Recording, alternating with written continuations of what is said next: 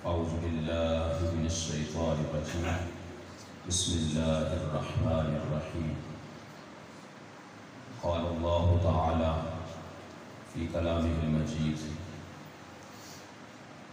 يرفع الله الذين آمنوا منكم والذين أوتوا العلم درجات. صدق الله العظيم. الصلاة والسلام عليك يا سيدي يا رسول الله وعلى آلك وأصحابك يا سيدي يا حبيب الله.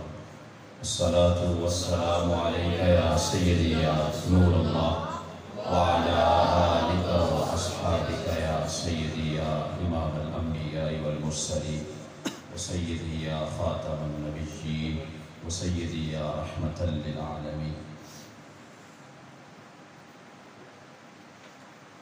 لائق کے ساتھ عزت و احترام میزبان مجلس، برادر مکرم، فکر محبت و اخلاص، حضرت علامہ مولانا حافظ قاری محمد ادریس نورانی رضوی صاحب، اسٹیج کی زینت، دیگر علماء کرام،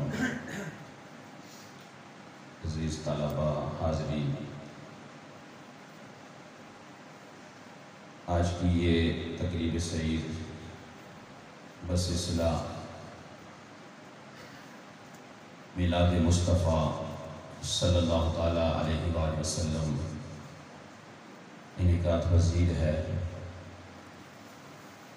قبلہ قاری صاحب نے اپنے صاحبزادے کے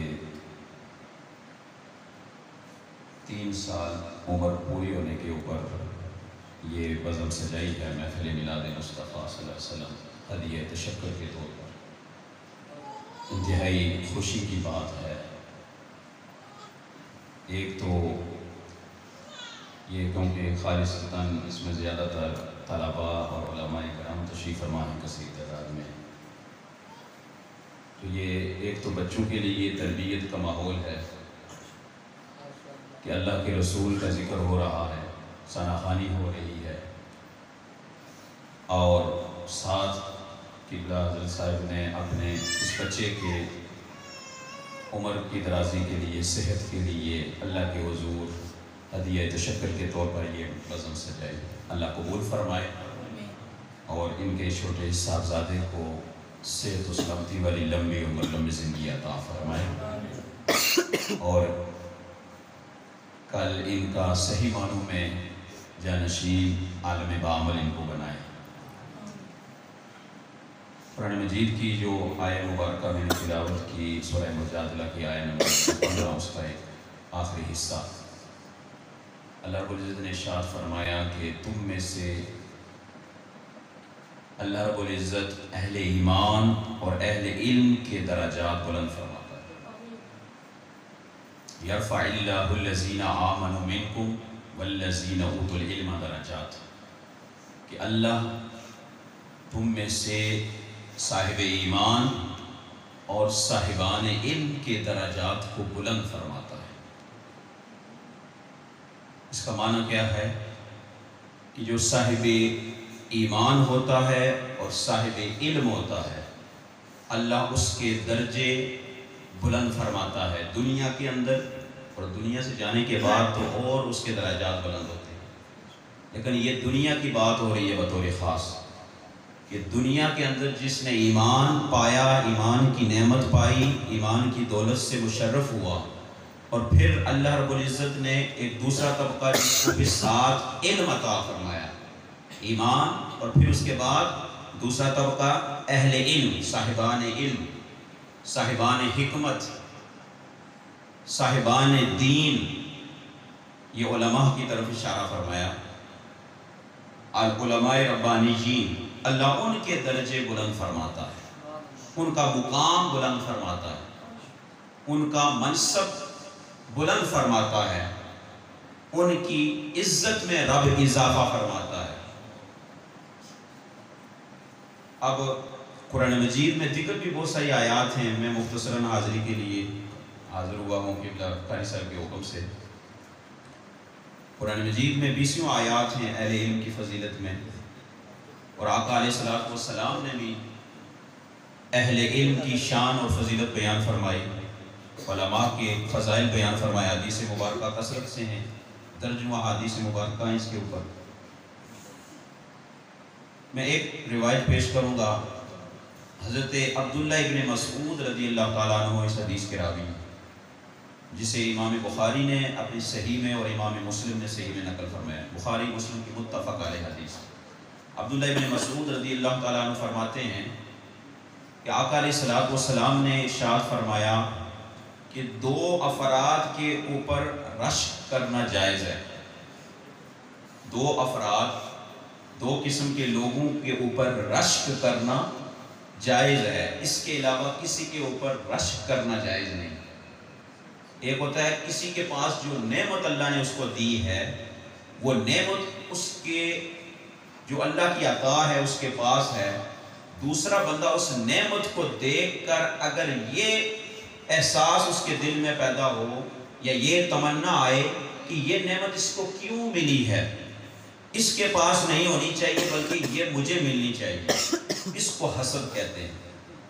یہ کیا ہے؟ حسد، اور یہ حرام ہے، اور یہ نیکیوں کی جڑ جو ہے کاٹ جاتا ہے، نیکیوں کو جلا دیتا ہے، جسے آقا علیہ السلام نے فرمایا حسد جو ہے وہ بندے کی نیکیاں اس طرح کھا جاتا ہے جس طرح سوکھی لکڑی کو آگ لگتی ہے تو آگ جلا کے راکھ بنا دیتی ہے، اس طرح انسان کے اعمال جو ہے، حاسد جو ہوتا ہے اس کے اعمال سارے ضائع چلے جاتے ہیں۔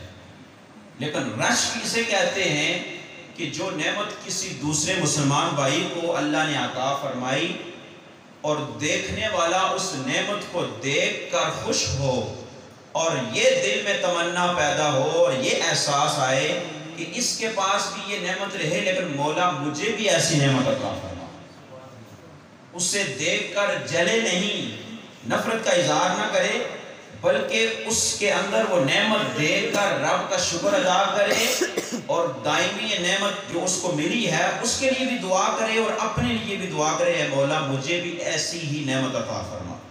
یہ جو نعمت، یہ جو کمال، یہ جو خوبی، یہ جو حسن، یہ جو وصف، یہ جو علم، یہ جو مال، یہ جو دولت، کوئی بھی چیز اللہ نے جو اس کو عطا فرمائی، مولا مجھے بھی عطا فرما، اور اسے جو عطا فرمائے اس کے اوپر اس کو استقامت دے، اس کو رشک کہا جاتا ہے، اس کو رشک۔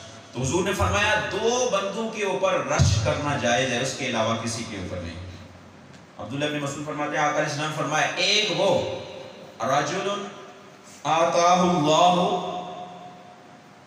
مالا، ایک وہ آدمی جس کو اللہ تبارک و تعالیٰ نے مال و دولت عطا فرمایا، جس کے حلال عطا فرمایا، اور پھر وہ اس مال اور دولت کو اللہ کے راستے میں بے دریغ خرچ کرتا چلا جاتا ہے، فرمایا اس کے اوپر رشک کرو، دعا یہ مانگو مولا جیسے اس کو تو نے یہ رزق حلال دولت عطا فرمائی اور یہ پھر تیرے راستے میں تیرے کاموں میں خرچ کرتا ہے، حرام کاموں میں خرچ نہیں کرتا تیرا دیا ہوا مال، تو مولا مجھے بھی ایسا مال عطا فرما کہ میں بھی تیرے راستے میں بے دریغ خرچ کروں، انفاق فی سبیل اللہ، میں مخلوق کی خدمت کروں، میں دین کی اشاعت اور فروغ کے لیے خرچ کروں، میں دین اسلام کی سربلندی کے لیے خرچ کروں، میں غرباء، یتامى، مساکین، اپنے اعزاء اقرباء، سفید پوش ان لوگوں کے اوپر خرچ کروں، تو یہ ہے فرمایا اس آدمی کے اوپر رشک کرو، حضور نے فرمایا۔ اور دوسرے کے متعلق فرمایا رجل آتاہ اللہ علما، دوسری روایت میں رجل آتاہ اللہ حکمتا، کہ ایک وہ دوسرا آدمی کہ جس کو اللہ نے حکمت عطا فرمائی ہو، حکمت سے مراد علماء محدثین فرماتے ہیں یہاں علم دین ہے، حکمت سے مراد علم دین، دین کا علم، فرمایا جس شخص کو اللہ نے دین عطا فرمایا، علم دین عطا فرمایا، حکمت عطا فرمائی، اور پھر وہ اس دین کے اوپر خود بھی عمل کرتا ہے وَيَقْضِي بِهِ، اور اس دین کے علم سے اچھے فیصلے بھی کرتا ہے۔ جب علم ہوگا تو اچھا فیصلہ ہوگا، جب علم نہیں ہوگا تو فیصلہ بھی بندے سے اچھا نہیں ہوگا، کیونکہ اس کو علم نہیں، اس چیز کا ادراک نہیں، شعور نہیں، تو وہ اچھے راستے پہ نہ چل سکتا ہے، نہ دوسرے کو چلا سکتا ہے، نہ اس سے کوئی اچھا فیصلہ صادر ہو سکتا ہے، کیونکہ اس کے پاس علم نہیں۔ فرمایا رب نے اس کو علم عطا فرمایا، حکمت، اور پھر وہ اس کے اوپر خود بھی عامل ہے، عمل کرتا ہے، اور پھر اس سے یقضی بھی اس علم کے ذریعے اچھے فیصلے کرتا ہے، اور آگے ارشاد فرمایا وَيُعَلِّمُهَا، تیسرا کیا فرمایا، اب اس علم کے اوپر عمل بھی کرتا ہے، اس سے اچھے فیصلے بھی کرتا ہے، اور اس علم کو دوسروں کو سکھاتا بھی ہے۔ تعلیم کتاب، تعلیم علم بھی کرتا ہے، یعنی وہ عالم بھی ہے اور پھر علم پڑھانے والا بھی ہے، اور علم پڑھاتا بھی ہے، علم دوسروں کو سکھاتا بھی ہے۔ جو منصب اللہ تبارک و تعالیٰ نے آقا علیہ السلام کا قرآن مجید میں بیان فرمایا، وَيُعَلِّمُهُمُ الْكِتَابَ وَالْحِكْمَةَ، یہ معبود وہ ہیں جو ان صحابہ کرام کو کتاب کا علم بھی سکھاتے ہیں اور حکمت بھی سکھاتے ہیں۔ تو یہ حضور کا، انبیاء کا منصب ہے، اور یہ دونوں چیزیں، رزق حلال، اللہ کی عطا کو اللہ کے راستے میں خرچ کرنا، اور علم دین اور حکمت جس کو اللہ نصیب فرمائے اس کے اوپر خود عمل اور پھر دوسروں کو سکھانا، یہ انبیاء کے اوصاف ہیں دونوں، اور یہ انبیاء کا منصب ہے۔ رزق حلال اللہ کے راستے میں خرچ کرنا، اور علم حاصل کرنے کے بعد خود عمل بھی کرنا اور اس کو دوسروں کو سکھانا بھی۔ تو اللہ تبارک و تعالیٰ نے یہ ہمیں یہ دولت عطا فرمائی، علم کی دولت عطا فرمائی، تو ہم خوش نصیب ہیں، خوش بخت ہیں۔ اللہ کے رسول نے کتنے اوصاف بیان فرمائے، کتنے فضائل بیان فرمائے، علم دین پڑھنے والے کے لیے بھی اور عالم ربانی کے لیے بھی۔ حضور نے فرمایا جو علم دین کا حاصل کرتا ہے، دین پڑھتا ہے، تو اس کے لیے رب کی مخلوق، یہ جو ہوا کے اندر پرندے ہیں یہ وہاں پر دعائیں کرتے ہیں، اور پانی کے اندر سمندر کی تہ میں مچھلیاں اس طالب علم کے لیے دعا کرتی ہیں اور دعائیں مغفرت کرتی ہیں اور بلندی درجات کے لیے دعائیں کرتے ہیں۔ یہ رب کی مخلوقات، یہ حیوانات، یہ چرند پرند۔ دوسری روایت مشہور ہے کہ فرشتے جو ہیں وہ طالب علم کے پاؤں کے نیچے پار بچھاتے ہیں۔ آپ نے طالب علم چل رہا ہے تو فرشتے رب کے اس طالب علم، دین کا علم حاصل کرنے والا، اس کے پاؤں کے نیچے آپ نے پر بچھاتے ہیں۔ کتنا بڑا مقام ہے، کتنا بڑا منصب ہے۔ اور حضور علیہ السلام خود دعا فرماتے ہیں، سیدہ ام سلمہ رضی اللہ تعالیٰ عنہ ام المومنین فرماتی ہیں، جس کو سنن ابن ماجہ میں امام ابن ماجہ نے بھی اور معجم الکبیر میں اس حدیث پاک کو نقل فرمایا، مشہور دعا ہے، ہم مانگتے ہیں سارے، کہ سیدہ ام سلمہ فرماتی ہیں حضور علیہ السلام نماز فجر باجماعت ادا فرمانے کے بعد صحابہ کرام کو مسجد نبوی میں نماز فجر کے بعد یہ دعا مانگا کرتے ہیں، اللہم انی اسألک علما نافعا ورزقا طیبا وعملا متقبلا۔ آقا علیہ السلام یہ دعا فرماتے مسجد نبوی میں نماز فجر کے بعد صحابہ کے جرمٹ میں، اے اللہ مجھے علم نافع عطا فرما، نفع بخش علم عطا فرما۔ علم کی دو قسمیں ہیں بنیادی، ایک علم نافع ہوتا ہے، ایک علم غیر نافع ہوتا ہے۔ ہر علم بندے کے لیے نفع بخش نہیں ہے۔ نفع بخش وہ علم ہے جو بندے کو رب تک پہنچائے، گناہوں سے چھڑائے، اس کی عادت اور اس کے دل میں خوف خدا ڈالے، اس علم کو علم نافع کہتے ہیں۔ جو بندے کو رب سے ملائے، اس علم والے کو، جو اللہ کی طرف اس کو پہنچائے اور اس علم سے مخلوق خدا کو فائدہ پہنچے، کسی کو نقصان اس کے علم سے نہ پہنچے، تو وہ علم علم نافع ہے۔ حضور نے علم نافع مانگا ہے، غیر نافع علم سے پناہ مانگی ہے۔ اور غیر نافع علم، کیونکہ دنیا میں بہت سارے علوم ہیں، بہت سارے فنون ہیں، لیکن ہر علم حاصل کرنا علم نافع نہیں ہے۔ اس سے بطور خاص علم دین مراد ہے، اور باقی دنیاوی جو علوم ہیں وہ بھی اگر مخلوق کی بھلائی کے لیے اس شخص کی ذات کو اگر وہ علم اس کی تعمیر شخصیت کرتا ہے، اس کے کردار کو بنا رہا ہے، اس کے اخلاق کو سنوار رہا ہے، تو وہ بھی علم نافع ہی ہے، وہ علم نافع ہی ہوگا۔ لیکن اگر دین کا علم بھی اس کو دین کے اوپر نہیں چلا سکا، دین پڑھنے کے بعد بھی اس نے دین سے ہٹ کے راستہ اپنا لیا، یا دین پڑھ کے وہ گمراہی کے راستے پہ چل پڑا، تو وہ علم اس کے لیے علم نافع نہیں، وہ غیر نافع ہے۔ جیسے کتنے بد مذاہب لوگ ہیں، بد عقیدہ لوگ ہیں، ایسے کتنے مسالک وجود میں آ گئے، کتنے فرقے وجود میں آ گئے، تو کیا وہ سارے علم نافع والے ہیں؟ نہیں۔ جو ادب رسول نہیں رکھتے، جو ادب صحابہ نہیں رکھتے، ادب اہل بیت نہیں رکھتے، نسبت صالحین نہیں رکھتے، اولیاء کرام کا ادب و احترام دلوں میں نہیں رکھتے، تو کیا وہ علم نافع والے؟ وہ سارے ان کا علم غیر نافع بن گیا، وہ گمراہی کے راستے پہ گمراہ ہو گئے، بھٹک گئے۔ تو ایسے علم سے حضور نے پناہ مانگی. حضور نے فرمایا مولا وہ علم عطا فرما جو نفع بخش ہو، وَرِزْقًا طَيِّبًا، اور رزق بھی ایسا عطا فرما جو پاک اور حلال اور طیب ہو. رزق بھی بہت ساری قسمیں، جہاں سے جو آئے ایسے بندہ لے لے، ہڑپ کر لے، حلال آئے حرام آئے، شک والا آئے. حضور تو شک والی چیز سے بھی اجتناب فرماتے، صحابہ کو فرماتے کہ اس سے بچو، جس میں شائبہ ہو، شک ہو، شبہ ہو کسی چیز میں. تو حضور علیہ السلام خود بھی اس سے محفوظ رہے، صحابہ کو بھی تلقین فرماتے اس سے بچو. تو رزق کی بھی بہت ساری قسمیں ہیں. رزق بھی وہ مانگا، یہ تعلیم امت کے لیے آقا علیہ السلام دعائیں فرماتے تھے نا. یہ صحابہ کے ذریعے ہم تک یہ پہنچایا میسج، پیغام قیامت تک کے لیے کہ علم مانگو تو نفع والا علم. اے مولا وہ علم دے جو میری ذات کے لیے بھی نفع بخش ہو، مخلوق کے لیے بھی نفع بخش ہو، اور انسانیت کے لیے بھی نفع بخش ہو. اور رزق بھی وہ عطا فرما جو کہ رزق طیب ہو، حلال ہو، طاہر ہو. اور آگے فرمایا وَعَمَلًا مُتَقَبَّلًا، اے الہی عمل بھی وہ عطا فرما جس کو تو قبول کرے، جو تیری بارگاہ میں مقبول عمل ہو. اب عمل کی کتنی قسمیں ہیں، اعمال کئی طرح کے ہیں. ہر شخص جو عام کام کرتا ہے اس کو عمل کہتے ہیں. بولتا ہے زبان سے، چلتا ہے، پھرتا ہے، ہاتھ سے کوئی کام کاج کرتا ہے، یہ سارے اعمال انسان کے ہوتے ہیں، اس کو اعمال کہا جاتا ہے.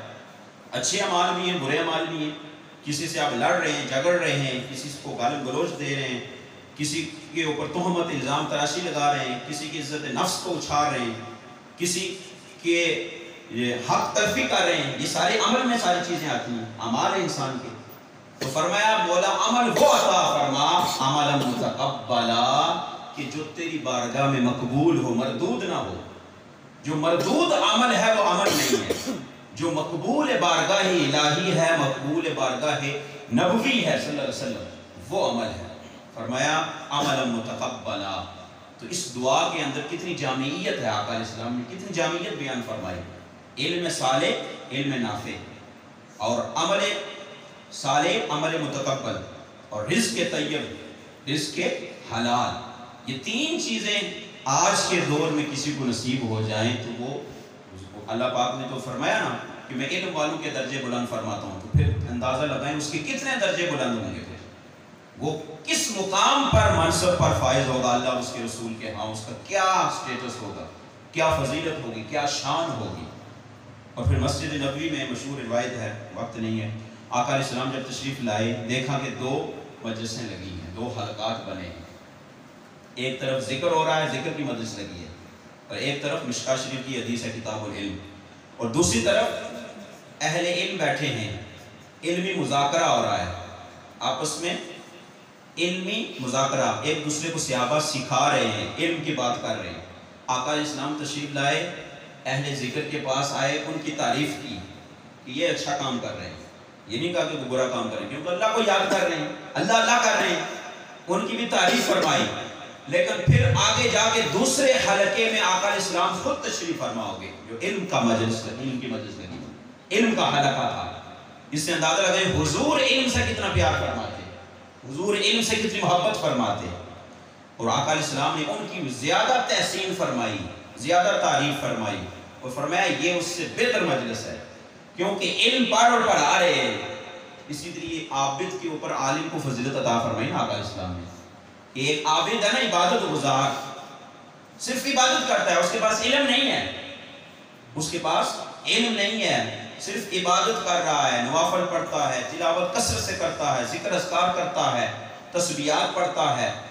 اور ایک وہ شخص ہے جو کہ ساتھ علم بھی رکھتا ہے اور پھر یہ سارے اعمال کرتا ہے. تو فرمایا اس عابد پر عالم کی فضیلت ایسی ہے جیسے چاند کی فضیلت باقی ستاروں کے اوپر. جب چاند چمکتا ہے تو دیکھیں نمایاں نظر آتا ہے آسمان کے اوپر، ستارے ہوتے ہیں وہ ٹمٹما رہے ہیں، لیکن چاند کی فضیلت دیکھیں کہ چاند پورے آسمان میں آب و تاب سے چمکتا ہے، اور پھر اس کی روشنی ہمیں بھی دکھائی دیتی ہے، ہم اس کی روشنی میں چلتے ہیں چاندنی کے اندر، اس کا حسن بھی دیکھتے ہیں. تو فرمایا عالم کو تشبیہ دی چاند کے ساتھ آقا علیہ السلام نے.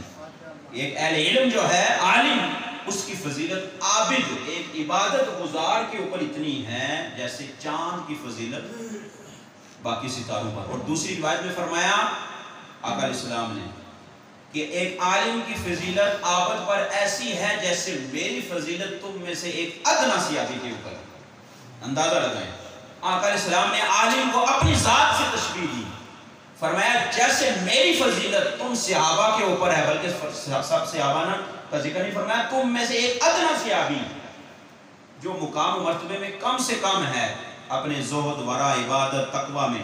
فرمایا صحابی تو صحبت سے بنتا ہے نا، جس نے حضور کو حالت ایمان میں دیکھا، حالت ایمان میں اس کا خاتمہ ہوا، اس کو صحابی کہتے ہیں. صحابی نہ علم سے بنتا ہے، نہ ذکر سے بنتا ہے، نہ عمل سے بنتا ہے، نہ عبادت سے بنتا ہے. اگر عبادت سے صحابی بنتا ہوتا تو کتنے بعد میں آئے بڑے بڑے ہمارے اکابرین، کتنی عبادتیں کی، 40 سال جنگلوں میں عبادت کی، لیکن وہ صحابی کے قدم کے خاک کے برابر نہیں پہنچ سکتے. ایک ادنا صحابی کی قدم کی خاک کے برابر سارے امت کے اولیاء ہو جائیں، وہ اس کتب ابدال ایک صحابی کی خاک کو نہیں پا سکتے. یہ مقام ہے صحابی کا. کیوں؟ اس نے اس جاگتی آنکھوں سے مصطفیٰ کی زیارت کی ہے، حضور کے بددعا چہرے کو دیکھا ہے. جس نے حالت ایمان میں حضور کی مجلس پائی، صحبت پائی، اور حالت ایمان پر اس کا خاتمہ ہوا، اس کو صحابی کہتے ہیں.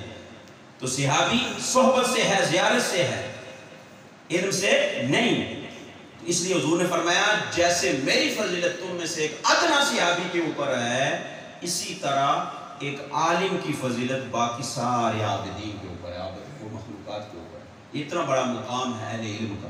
کیونکہ یہ طلباء زیادہ بیٹھے ہیں علماء، اس لیے میں نے مناسب سمجھا تھوڑی دیر گفتگو کی جائے، اس مناسبت سے کی جائے تاکہ استفادہ سب کا ہو جائے اس سے. اور پھر عمل کے اوپر زور عطا فرمایا آقا علیہ السلام نے، اور حافظ قرآن کی شان جو بیان فرمائی. سنن ابن ماجہ شریف کی 66 کی حدیث ہے، مولا کائنات مولا علی مرتضی شیر خدا کرم اللہ تعالیٰ وجہہ الکریم آپ فرماتے ہیں، اس حدیث کی راوی مشہور روایت ہے. آقا علیہ السلام نے فرمایا جس نے قرآن پڑھا، اس کو یاد کیا، یعنی حافظ قرآن حفظ بھی کیا، پھر اس کے اوپر اس نے عمل کیا. قرآن جو پڑھا، یاد کیا، قرآن کے احکامات پر عمل بھی کیا، اس کے حلال کو حلال جانا، اس کے حرام کو حرام جانا. فرمایا قیامت والے دن اس عامل قرآن، حافظ قرآن کی شفاعت اور سفارش سے اس کے خاندان کے 10 افراد جن کے اوپر جہنم واجب ہو چکی ہوگی، اللہ ان کو جنت میں بھیجے گا. یہ مقام دیکھیں نا اہل علم کا، قرآن کا علم پڑھنے والے کا مقام دیکھیں، صاحب قرآن کی شان دیکھیں نا کہ آقا علیہ السلام نے کیا فرمایا کہ جس نے قرآن پڑھا، یاد کیا، پھر اس کے اوپر اس نے عمل بھی کیا، اور پھر اس کے حلال کو حلال جانا، حرام کو حرام جانا. فرمایا قیامت والے دن وہ تو جنت میں جائے گا اگر وہ عالم بعمل ہوا.